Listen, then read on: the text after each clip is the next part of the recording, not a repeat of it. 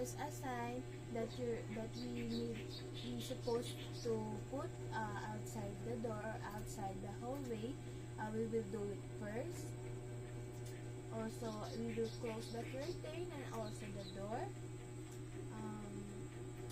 We will prepare the water for the bedpan or bed bath. We will raise the bed up and flatten it out.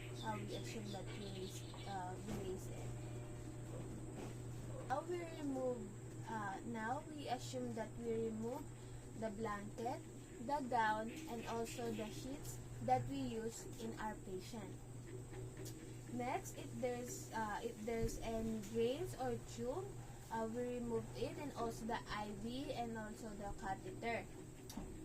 Catheter or the Foley catheter or the heart monitoring. Next, if there's any dentures and glasses, we should put it in the container and place it the side of our patient. Later we should place it beside or inside the bag or the body bag of our patient.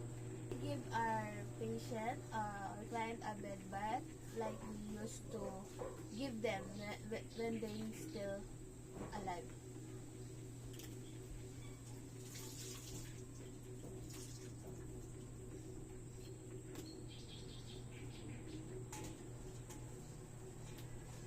Okay, let's assume that we give them the proper bed bath that we need to give.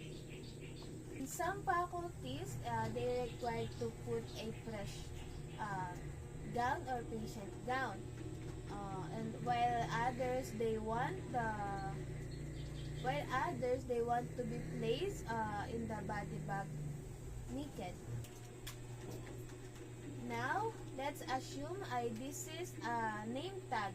We need to tag it or put it in the big toe of our patient.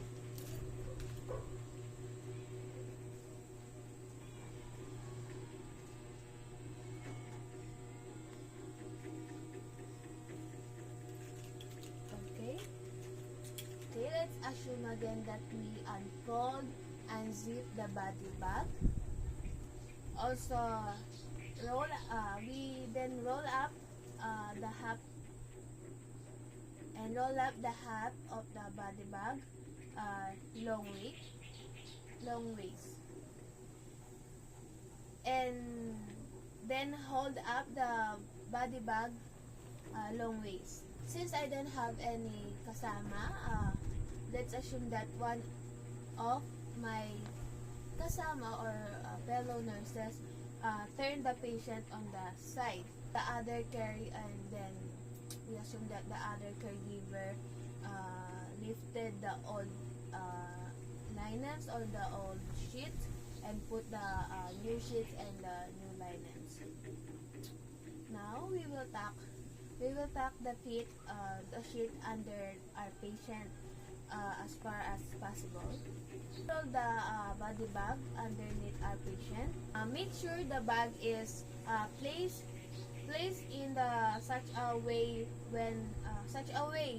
that the patient will be able to fit. Then we turn our patient in the other side so that we can finish our fitting the body bag. Next, if the body bag is all set or prepared, we need to zip the body bag. So we need to put other name tag of our patient in outside the body bag. We don't want any visitors in the hallway. To clearly the person in bag while they are taken out or taken in to the morgue or morgue. That's all. Thank you.